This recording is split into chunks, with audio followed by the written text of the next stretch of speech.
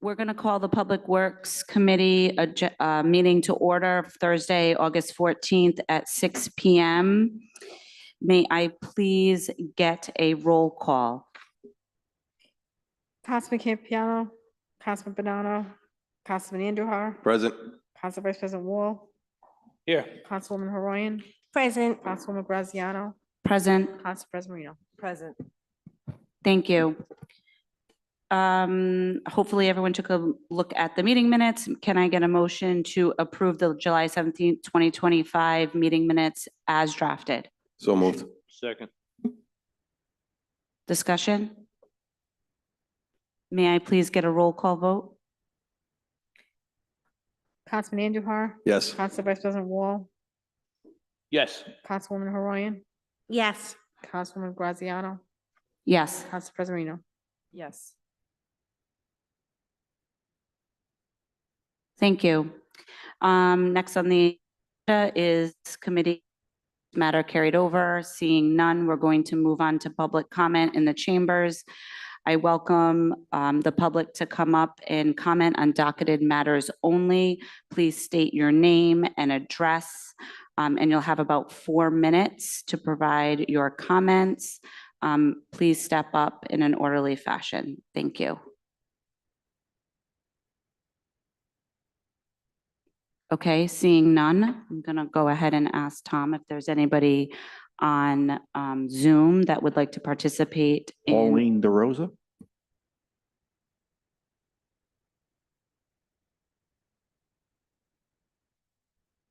Pauline, you can go ahead.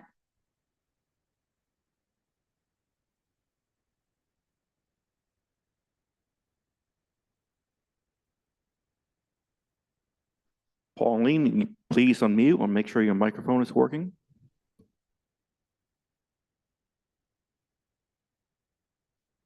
Tom, would it be okay for her to type into the chat? Please use the Q&A.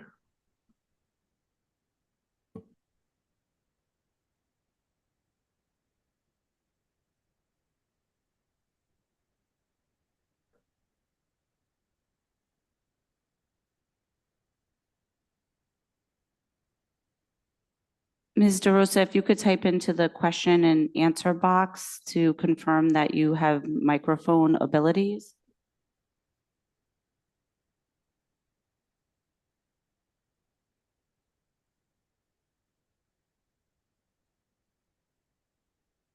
Yeah, Tom, can you type into her?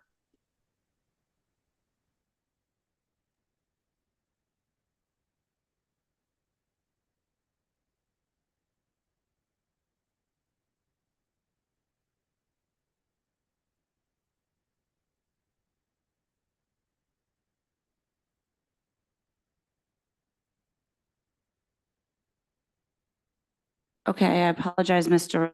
But we're not able to hear you.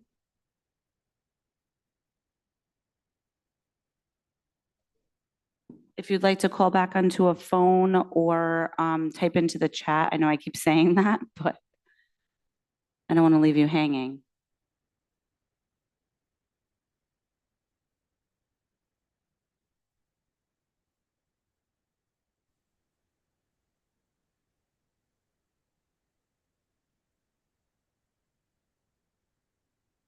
Okay, I apologize. Unfortunately, I'm going to have to move on, so I'm going to have to go ahead and close public comment for this evening.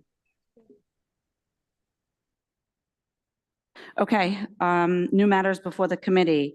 We have a petition from Narragansett Electric for the installation of 3 new two-way manholes, approximately 1690 feet of conduit on Wellington Ave. I have received a letter from Director Correo stating that he's reviewed the application from Narragansett Electric and recommends approval. He is also here in the audience if you have any questions. So I will entertain a motion to approve. So moved. Second. Discussion? Councilman Andujar? Director, I have a question for you. Do you know the last time that part of the street was paved?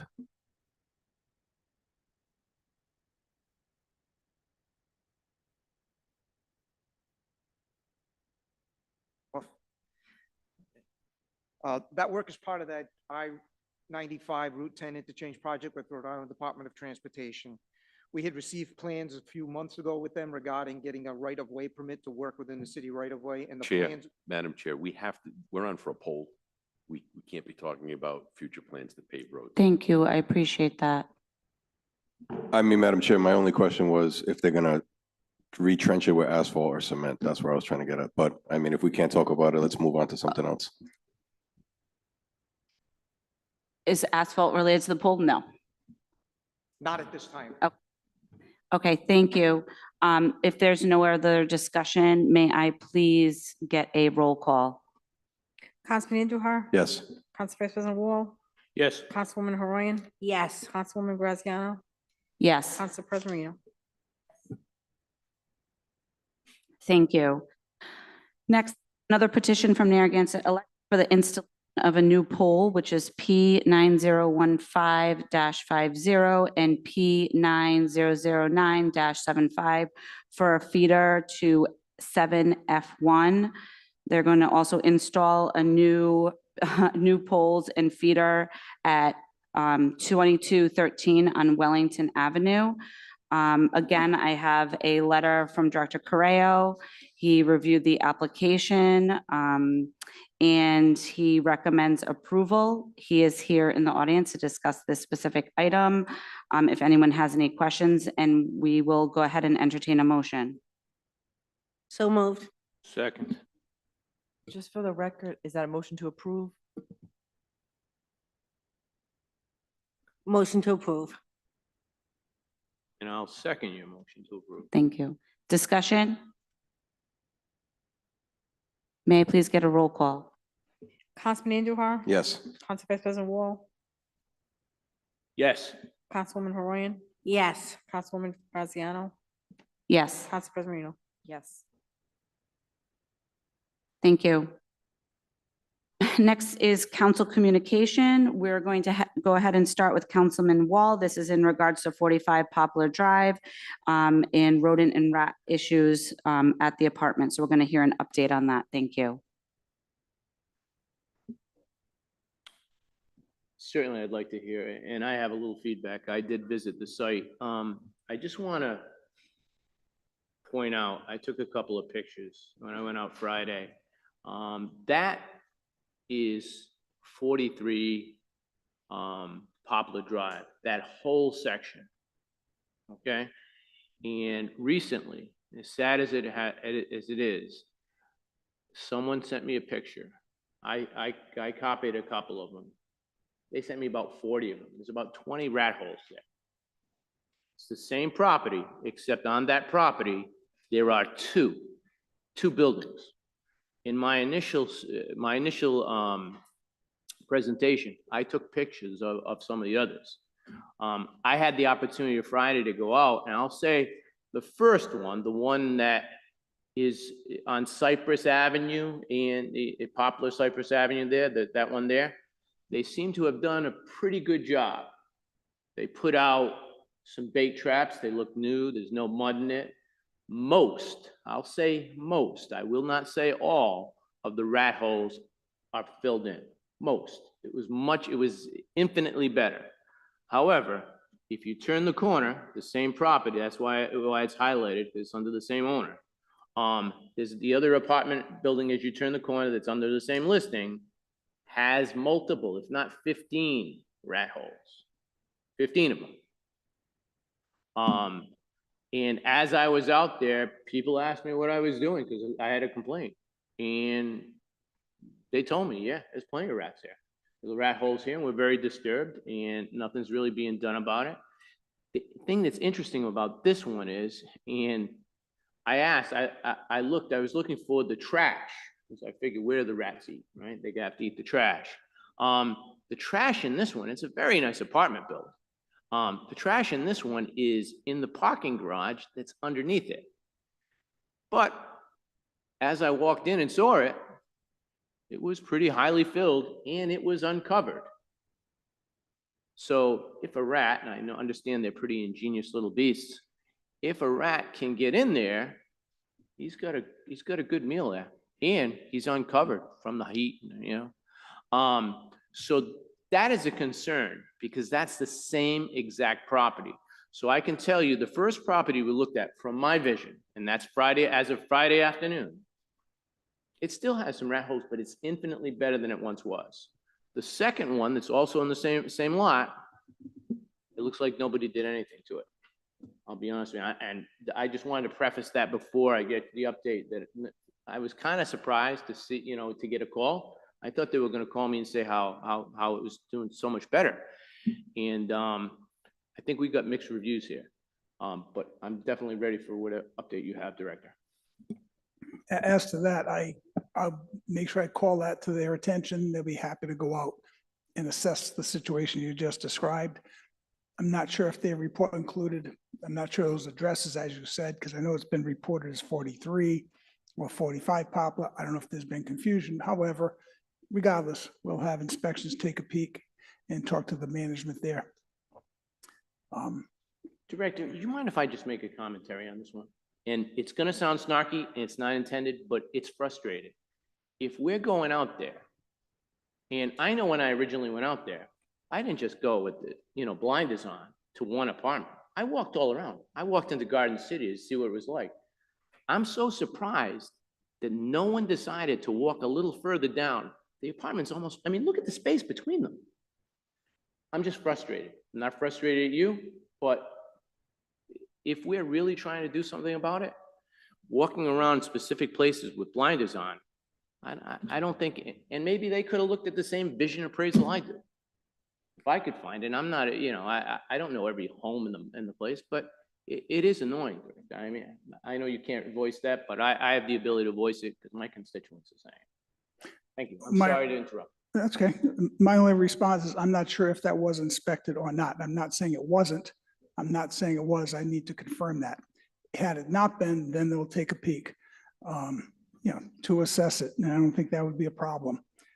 So I really can't necessarily speak on that, but what's been reported to me about that property was that, to the point you were making earlier, there's been substantial improvements.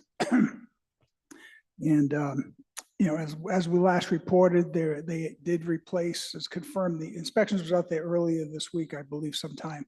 And the property was re-inspected.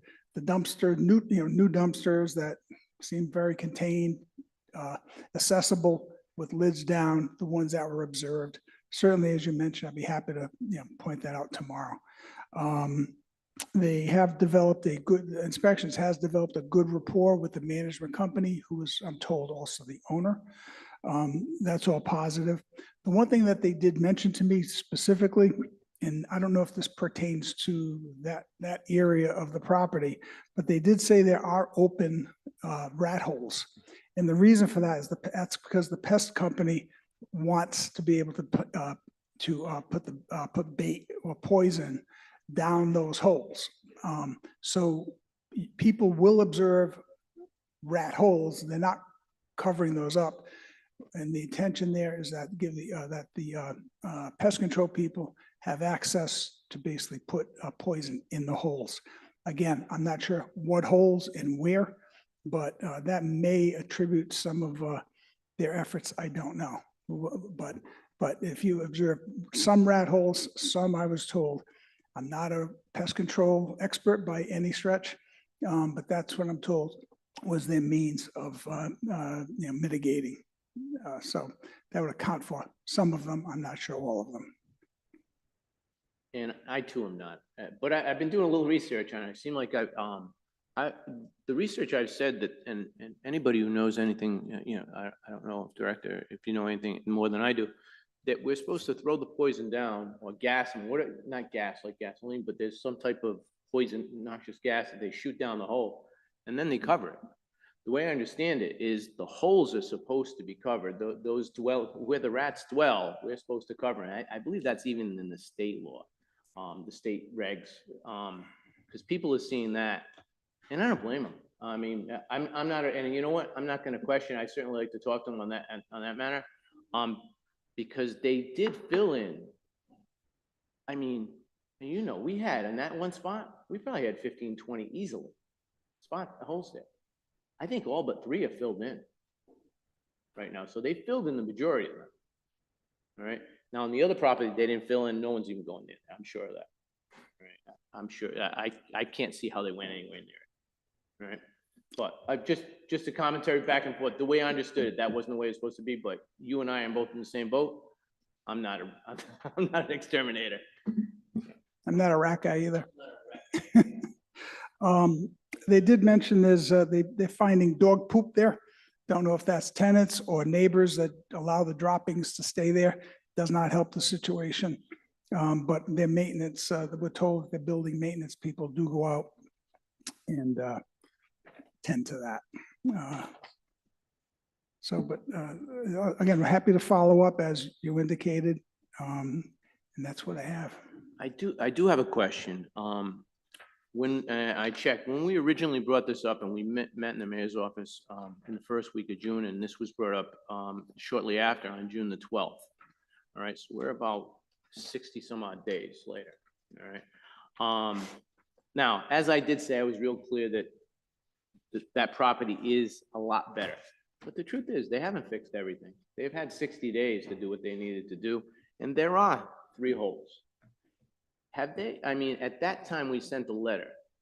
Are we sending fines out at all? Because the truth is, 60 days later, it's not all done.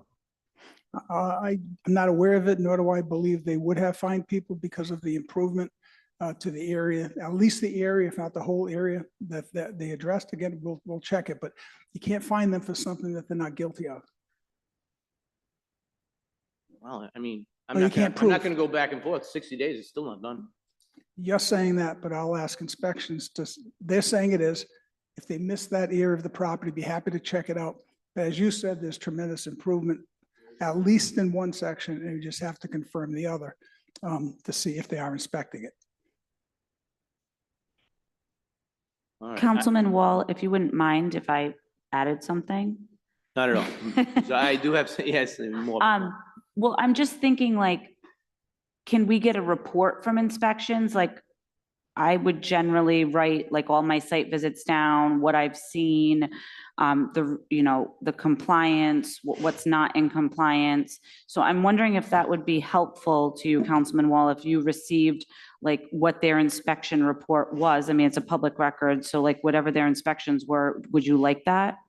I mean, that's certainly, I mean, and this would go through the director, and I'm not sure if they can appear before us. I mean, between the inspector and I, we're the only ones who've been up there. So I'm saying, you're saying, this is what the inspector says, and I'm telling you what I saw. I took pictures. And I can show you, Tom, I can show you a few of them. These are just a few. It's a nice rattle. Show me the next one.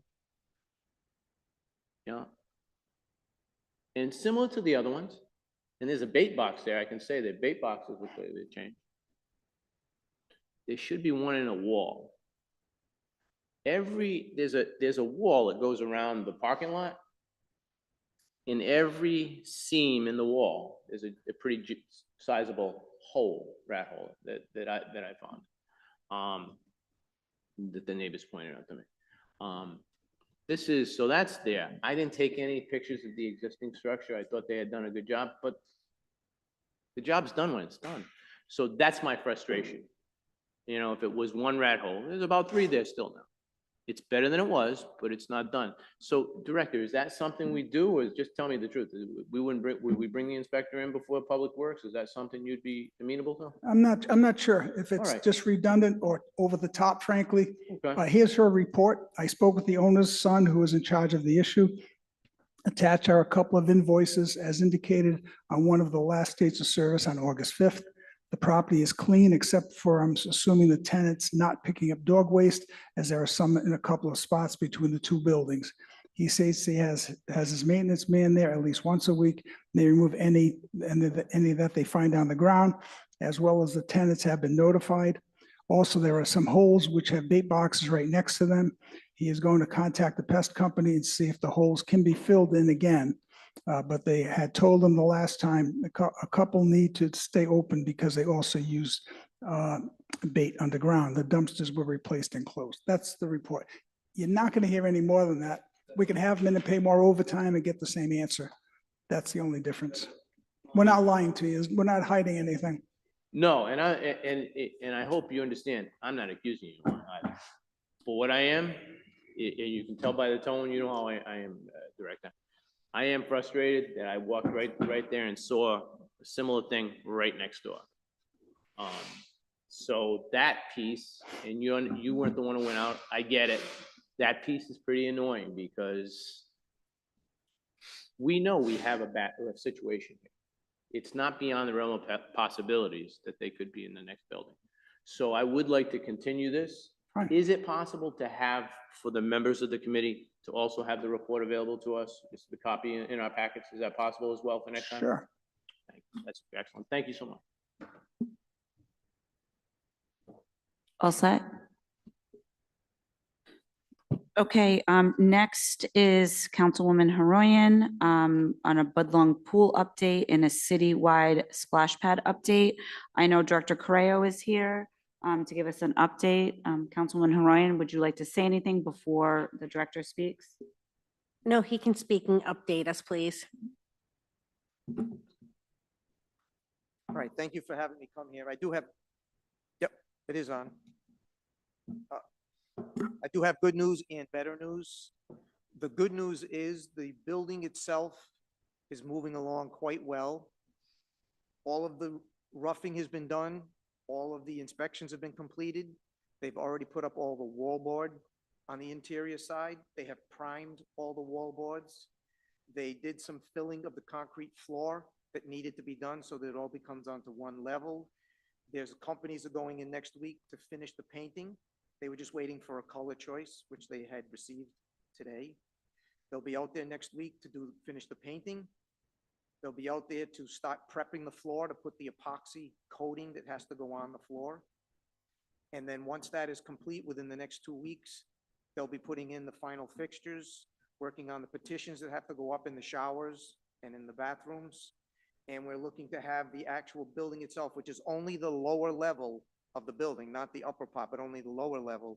The lower level is scheduled to be completed by the end of September.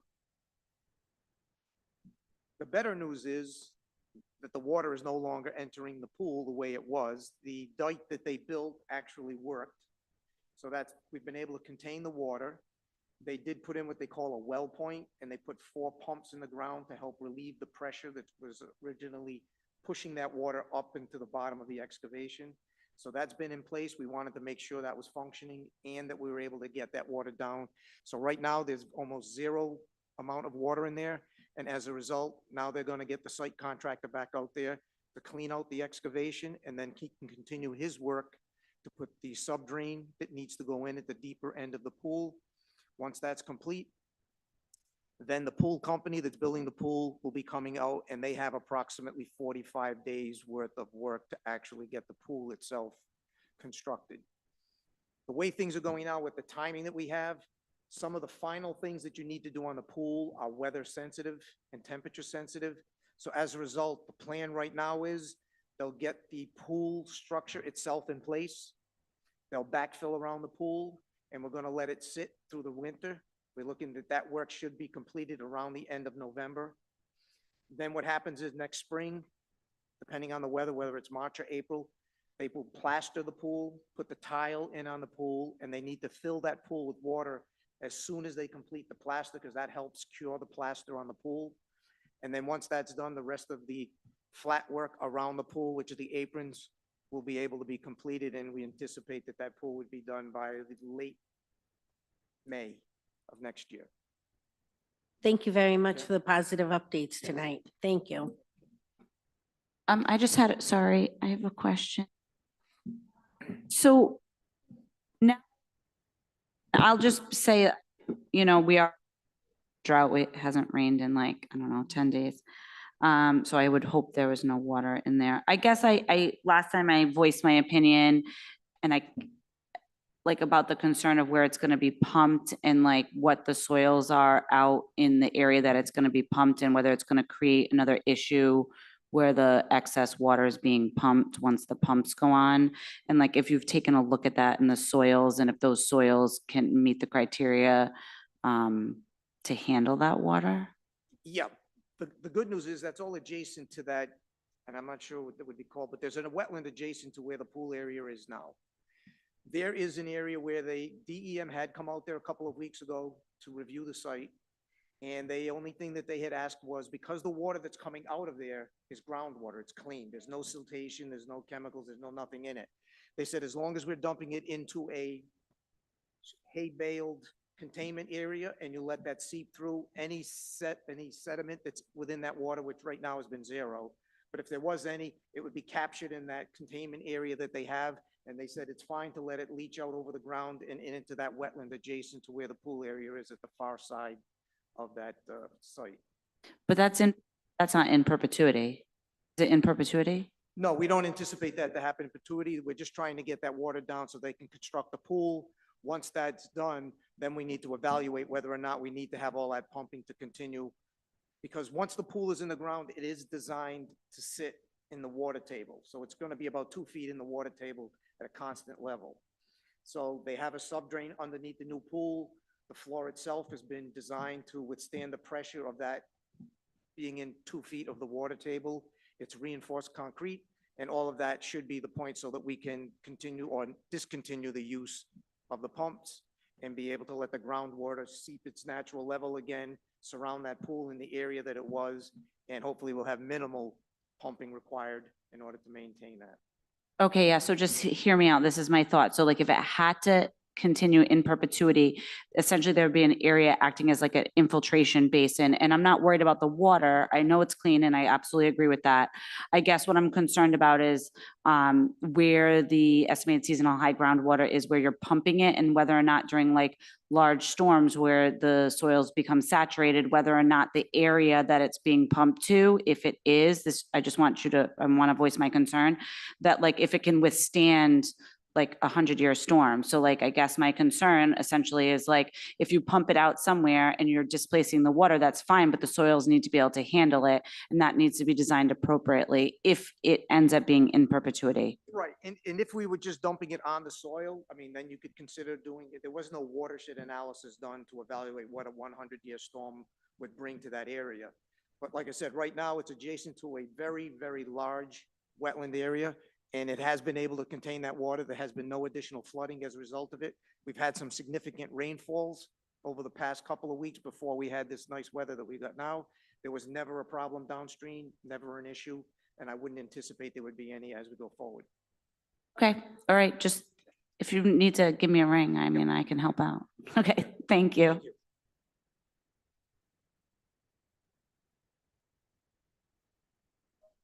So, sorry, splash pad update? Yeah. As we know from the last meeting, we say citywide, but soliciting input for where the residents feel the splash pad should best be placed. And we're so doing, the mayor's taking an active role in that, soliciting feedback. Given the feedback he's receiving and then his feelings is that it should be built adjoining when the Budlong Pool complex, because it makes a lot of sense. Couple of things in the project scope of the pool, there was it's plumbed, if you will, for the water lines up to a certain point, and was planned to be capped at a later date. A splash pad added. So given the current scope of work, we're going to be in great shape just to be able to connect the splash pad to a site that we could tap into at any time. But probably the biggest advantages would be that there are restrooms there, there are changing facilities, there's showers there, and it really can envision more of a family environment. And I think you get more family use of the pool by bringing people of different, younger ages and different ages, older too, but to enjoy the splash pad and the pool facility, along with the amenity of the complex. So, that's a favored direction to go in. The toys or the equipment are in, and probably better off making a decision sooner than later before the site work is completed, if the splash pad would be located there. Are there any plans to have a community meeting so the public can voice their I believe- opinion? I believe we're going to put that as a council agenda item. It may be publicly noticed. If people come forward with that. I did have a lot of that did want a splash pad in Ward 2. That's what too.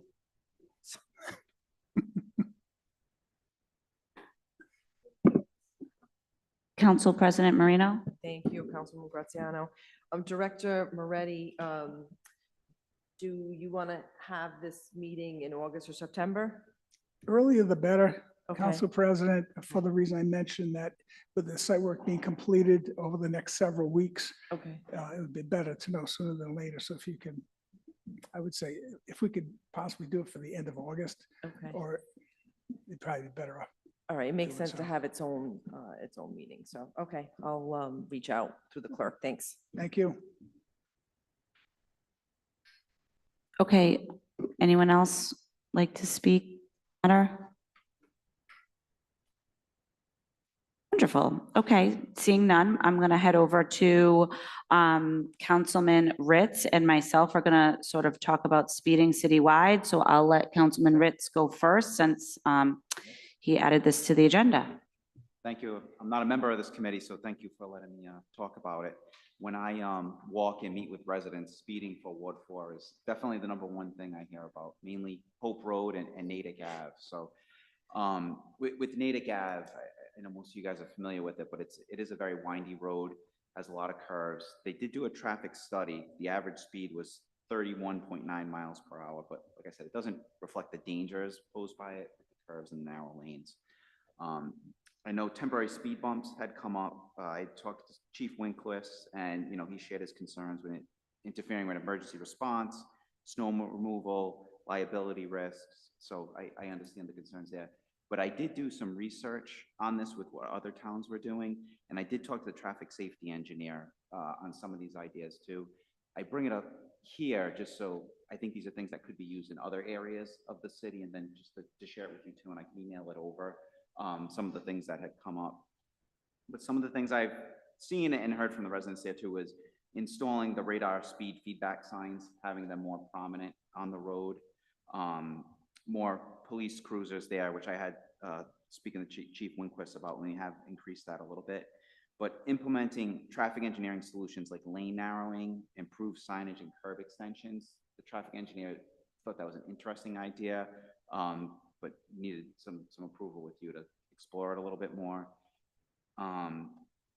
Deploying rumble strips on the winding portion of Natick Ave to reduce speeding, and the other issue is drifting into the other lanes. This was Councilman Campopiano's idea, which I did look up. Other towns have done that with similar roads, and it has worked.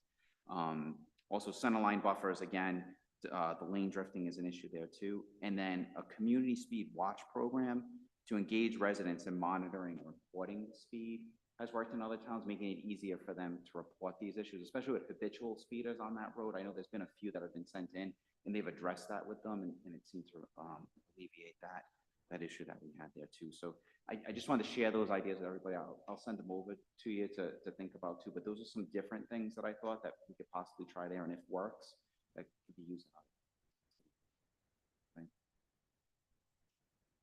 So I have a few other streets and I agree with Councilman Ritz. The radar sign was the only thing I could think that had slowed traffic over on Broad Street in the village. I think that has helped. But I have like smaller streets and then concerns around elementary schools and middle schools. So I don't think for mine, like Prospect Street, Chiswick, I'm sure it happens on every street in the entire city of Cranston. These are just the people that have reached out to me specifically, and both have had traffic studies done by the city.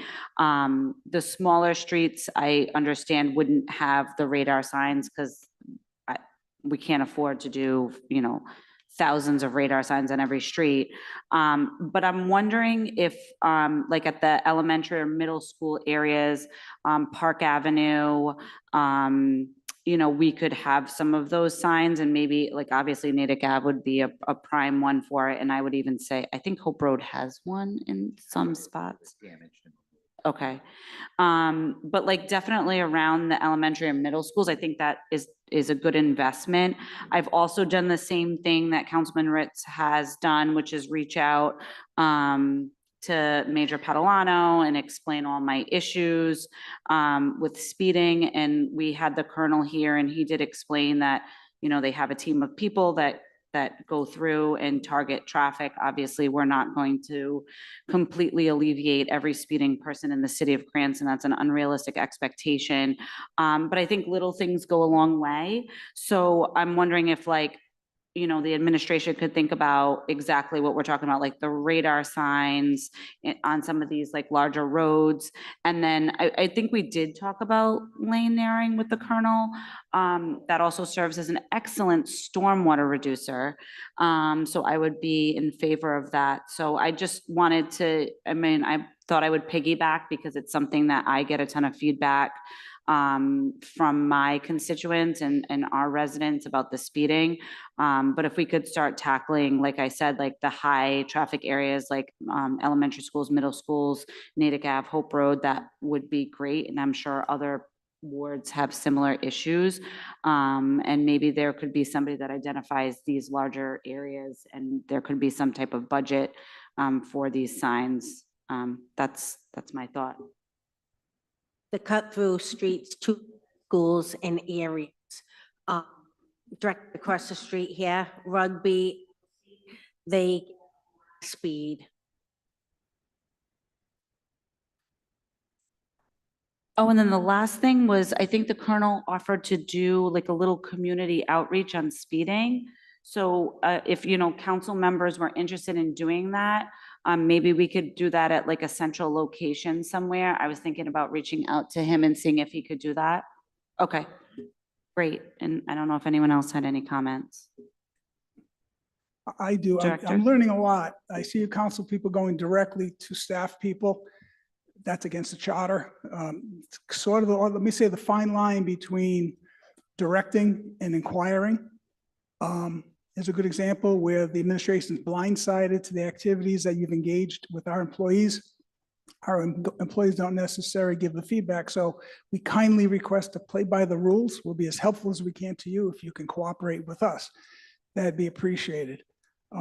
So you threw a lot of stuff out, and that sounds like a lot of massive effort and probably a very good amount of money. So I think if you can arrange your priorities and let us know to hit everything that you said, it's where do you want to start?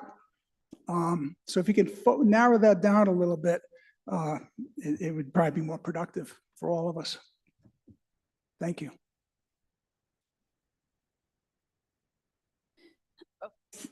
Great. Anyone else? There's nothing else on the agenda. So can I get a motion to adjourn? Motion to adjourn. All those in favor? Aye. Meeting adjourned.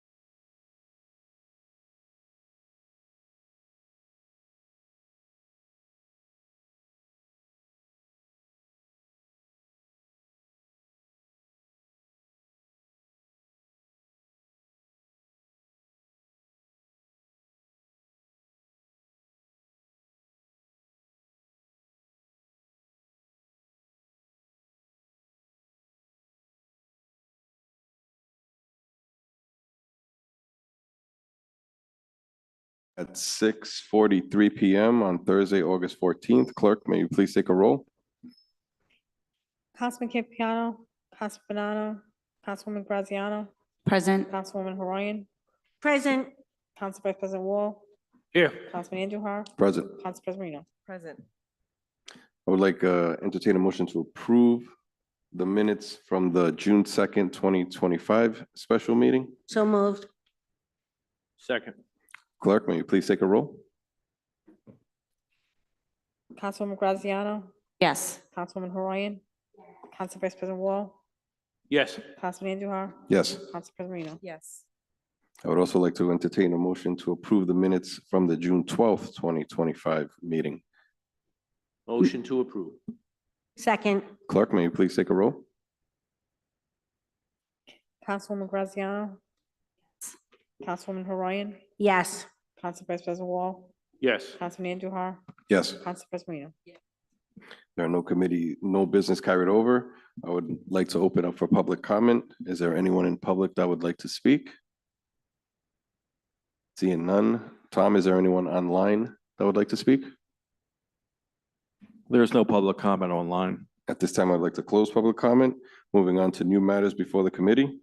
I would like to talk about ordinance and amendment of Title 10, Chapter 32, Section 225 of the City of Cranston Code of Ordinances, 2005, entitled No Parking of Commercial Vehicles, sponsored by Councilwoman Graziano. You may have the floor. Thank you. So this part of Ward 1, Tom, if you could put up the map that I provided, that would be great. So I've received several phone calls from constituents, residents, talking about 18-wheelers being parked along Narragansett Boulevard. They're not just parked there for like a couple hours where they're making deliveries. They're parked there all day and all night. And this is something that's affecting the residents. This is something that has affected the business owners that are over there. There's several business owners. Yes, thank you. Along Montgomery, on the edge of Montgomery Street, on the corner of Narragansett Boulevard, there's Freeway Laundry over there. There used to be Boulevard Pizza. Some of those businesses have since moved out, but they are under new ownership now. The residents are upset because, thank you, these trucks are there all the time, and I don't live that far from here. So I drive by. So I drove by on Easter and they were there. I drove by on Father's Day and they were there, and I drive by constantly. That picture is from me. Some of the other pictures are from constituents. Paul Griffin, he was an advocate for this. He is one of the residents that contacted me. And if the committee doesn't know, essentially, some of the older members will recall Councilwoman Vargas of Ward 1, who was my predecessor. She had the same issue along Broad Street in Ward 1, extending from same area, Montgomery Street, all the way up to Betsy Williams. And we had trucks, 5 of them parking overnight, and I drove by. I would leave at 6:45 in the morning, and then I would get home at midnight from my meetings, and I would drive by, and they're there all the time. So my belief is they may have shimmied over to the other end on Narragansett Boulevard, which one's parallel with Broad Street. So based on the complaints and investigations by myself and the residents, I put forth this ordinance. Thank you. May I entertain a motion to approve? Motion to approve. Second. Is there any further discussion? Seeing none, clerk, please take a roll. Councilwoman Graziano, Yes. Councilwoman Horoyan, Yes. Council Vice President Wall, Yes. Councilman Andujar, Yes. Council President Marino. Yes. Motion carries. Moving on to ordinance and amendment of Title 10, Chapter 32, Section 040 of the City of Cranston Code of Ordinances, 2005, entitled No Parking on Certain Streets, sponsored by Councilwoman Graziano. You may have the floor. Thank you, Councilman Andujar.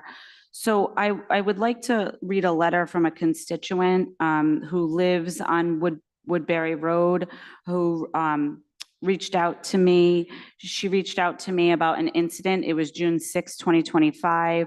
Emergency services had been called for a distressed resident, and they couldn't actually get down the road because it was a Friday night and there was parking due to Patuxent Village has a number of restaurants and areas where patrons go, and they park on both sides of that street. So she wrote to me on, she didn't date it. She did July 2025 with no date. Good evening, everyone. We would like to have been here in person, but our travel plans didn't allow for this. We are residents at 15 Woodbury Road in Edgewood and have witnessed rescues and fire trucks not being able to get down our part of Woodbury Road due to parking issues. We have watched them having to back up and go around the block to get to its destination. In the last 2 months alone, we have had the rescue come to our Woodbury house at 15 Woodbury and our other side of our duplex at 17 Woodbury. We are happy that it wasn't when people were double parked on both sides of the road, and this would have been a big issue, especially when a resident's having a massive heart attack and had to be rushed to the hospital. We can't thank our fire department enough for all their efforts on saving his life. Time was of the essence in that specific situation. We have spoke with our relatives at 7 Woodbury and our neighbors at the corner of Parkway and Woodbury, and we are all in agreement that we need no parking signs on the west side of Woodbury Road from the corner of Parkway in Woodbury south to the bend where Woodbury continues around the corner.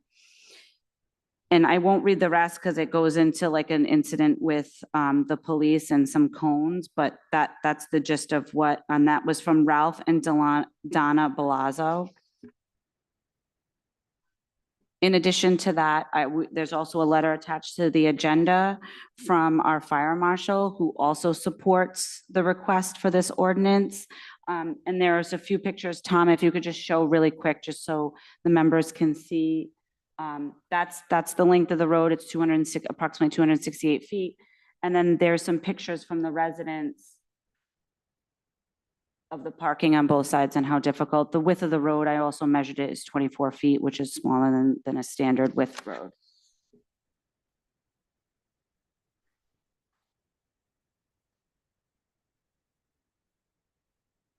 So the request is just to have no parking on one side. Thank you, Councilwoman. May I entertain a motion to approve? I'm going to make a motion to approve. Second. Any further discussion? Councilman Wall. First, should we enter the letter into the record? Pardon? All right, first, it's good, you want it in the record? All right, I'm gonna make a motion to enter the letter into the record. Second.